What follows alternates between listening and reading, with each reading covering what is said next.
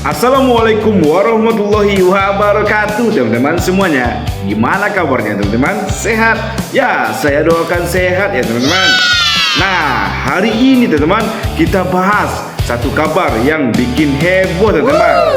Menteri Kemagaran kita yaitu Menteri Keuangan Purbaya Yudi Sadewa teman-teman disebut menolak ganti rugi proyek kereta cepat Cina teman-teman. Bayangin aja, proyek yang katanya jadi simbol kerjasama besar Indonesia dan Cina teman-teman, ternyata sekarang disebut bisa rugi hingga 4,1 triliun teman-teman rupiah dan butuh 367 tahun buat balik modal teman-teman. Tapi kenapa ya Purbaya berani ambil sikap ini teman-teman?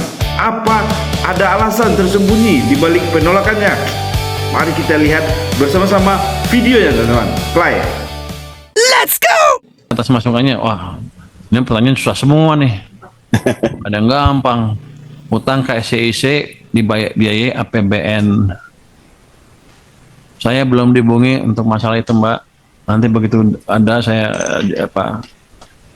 di jumpa pers yang mingguan deh saya kasih tahu update-nya seperti apa. Yang jelas sekarang saya belum dihubungin tentang masalah itu. Tapi kalau ini kan kayak SCIC di bawah Danantara kan ya. Kalau di bawah Danantara kan mereka udah punya manajemen sendiri, udah punya dividen sendiri yang rata-rata setahun bisa 80 triliun atau lebih. Harusnya mereka manage dari situ, jangan ke kita lagi. Karena kan kalau enggak ya semuanya ke kita lagi, termasuk dividennya. Jadi ini kan mau dipisahin swasta sama government. Ya jangan kalau enak swasta, kalau nggak enak government. Saya pikir begitu ya Pak. Saya sekarang yang saya tahu seperti itu, karena saya belum disusun dengan mereka. CEO Danantara, Rosan Ruslani merespons pernyataan Menteri Keuangan Purbaya Yudi Sadewa yang enggan membayar utang proyek kereta cepat Jakarta-Bandung pakai dana APBN. Rosan bilang hingga kini belum ada komunikasi resmi antara Danantara dengan Kementerian Keuangan membahas persoalan utang kereta cepat. Rosan menyebut Badan Pengelola Investasi Danantara tengah menyiapkan dua opsi penyelesaian proyek utang kereta cepat Jakarta-Bandung yang dikelola PT KCIC. Makanya saya juga bingung ya, karena kita kan lagi evaluasi dan kita juga belum dari Danantara berbicara ke pihak lain, apalagi Kementerian Keuangan mengenai hal ini.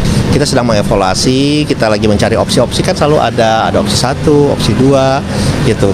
Dan memang dan ini kan melibatkan banyak kementerian lain. Jadi ya harapannya kita kan biasanya duduk dulu, kita evaluasi opsi mana yang terbaik. Kalau kita kan sistem kerjanya seperti itu. Jadi semuanya itu terstruktur, terukur. Kemudian apa hasilnya baru kita bicara ke publik. Sebelumnya, Menteri Keuangan Purbaya Yudi Sadewa menolak beban utang proyek kereta cepat Indonesia-China KCIC ditanggung APBN. Purbaya menilai tanggung jawab pembayaran utang seharusnya dikelola Badan Pengelola Investasi Danantara Indonesia yang menaungi proyek kereta cepat KCIC. Purbaya bilang Danantara sebagai holding BUMN yang sudah memiliki kemampuan finansial dengan dividen hingga 80 triliun rupiah per tahun, seharusnya bisa mengelola kewajiban keuangan proyek WUSH. Mantan Menko Polhukam Mahfud MD mendukung langkah Menteri Keuangan Purbaya Yudi Sadewa yang menolak membayar utang proyek kereta cepat Jakarta-Bandung atau WULS. Mahfud menilai proyek WULS yang digarap era Presiden ke-7 RI Jokowi memberatkan keuangan negara. Mahfud juga khawatir jika Indonesia gagal membayar utang, maka China akan meminta kompensasi tertentu. Mahfud mencontohkan salah satu kemungkinannya adalah China akan meminta membangun pangkalan laut di kawasan Laut Natuna, mengingat kawasan itu sedang dalam suasana konflik. Menurut Mahfud MD, proyek WUS juga membuat pembangunan di sektor lain terhambat. Pernyataan itu disampaikan Mahfud MD melalui podcast di YouTube pribadinya yang tayang pada Selasa 14 Oktober. Lebih lanjut, Mahfud menjelaskan proyek WUS ini juga bisa mengancam masa depan serta kedaulatan bangsa dan rakyat akibat utang yang sangat besar. Menurutnya, jika pemerintah tidak mampu membayar, maka kerjasama B2B itu bisa dipilotkan. Dalam podcast tersebut, Mahfud menduga mega proyek kereta cepat Jakarta-Bandung diduga kuat anggarannya di markup hingga 3 kali lipat. Mahfud menyebut ada perbedaan perhitungan antara Indonesia dan Cina soal biaya operasional WUS untuk tiap kilometernya. Yakni berdasarkan hitungan dari pihak Indonesia, biaya tiap kilometer WUS sebesar 52 juta dolar Amerika Serikat. Namun menurut pihak Cina, biayanya lebih murah. Menteri Sekretaris Negara Prasetyo Hadi mengungkapkan bahwa pemerintah tengah mencari jalan keluar untuk membayar utang proyek kereta cepat Indonesia-Cina, KCIC, atau WOS tanpa menggunakan anggaran pendapatan dan belanja negara, APBN. Hal ini disampaikan Prasetyo merespon sikap Menteri Keuangan Purbaya Yudi Sadewa yang menolak menggunakan APBN untuk membayar utang proyek kereta cepat. Beberapa waktu yang lalu juga sudah dibicarakan untuk mencari skema supaya beban keuangan itu bisa dicarikan jalan keluar, kata Prasetyo seusai rapat kabinet di kediaman Presiden Prabowo Subianto, Jalan Kertanegara, Jakarta, Minggu, 12 Oktober 2025, malam. Prasetyo menyebutkan, pembayaran utang proyek WOS sendiri tidak dibahas dalam rapat di kediaman Prabowo tersebut. Namun, ia menekankan bahwa WOS merupakan moda transportasi yang sangat membantu masyarakat dan harus didukung perkembangannya.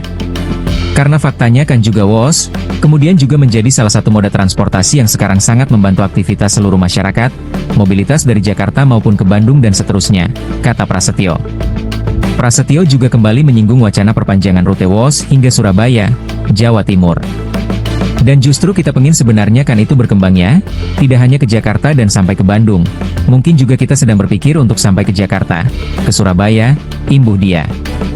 Sebelumnya, Menteri Keuangan Purbaya Yudi Sadewa menegaskan tidak akan menggunakan uang negara alias APBN untuk menanggung utang jumbo proyek kereta cepat Indonesia-Cina, KCIC, atau WOS dengan beban utang mencapai 116 triliun rupiah.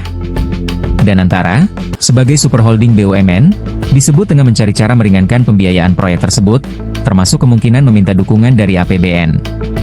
Namun, Purbaya menolak wacana itu karena menurutnya utang proyek KCIC bukan tanggung jawab pemerintah, melainkan sepenuhnya menjadi urusan BUMN yang terlibat di dalamnya.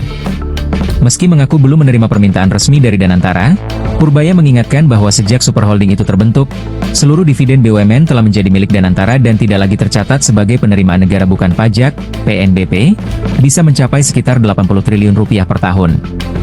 Kalau sudah dibuat Danantara, kan mereka sudah punya manajemen sendiri, sudah punya dividen sendiri yang rata-rata setahun bisa 80 triliun rupiah atau lebih. Harusnya mereka manage dari situ. Jangan ke kita lagi, Kemenkeu. Nah, itu dia teman. Jadi teman, langkah Purbaya ini jelas teman, bukan langkah biasa. Ada yang bilang ini bentuk keberanian untuk jaga kepentingan bangsa teman. Tapi ada juga yang menilai ini langkah berisiko dalam hubungan diplomasi dengan Cina teman. Menurut kamu gimana teman? Apakah keputusan ini bijak atau justru berani atau berbahaya? Tulis pendapatmu di kolom komentar ya teman. Dan jangan lupa like, share, dan subscribe teman, biar gak ketinggalan pembahasan menarik berikutnya teman. Terima kasih banyak teman. Assalamualaikum warahmatullahi wabarakatuh teman-teman semuanya. Dan selalu dukung channel ini ya teman-teman. Terima kasih teman-teman. Semangat.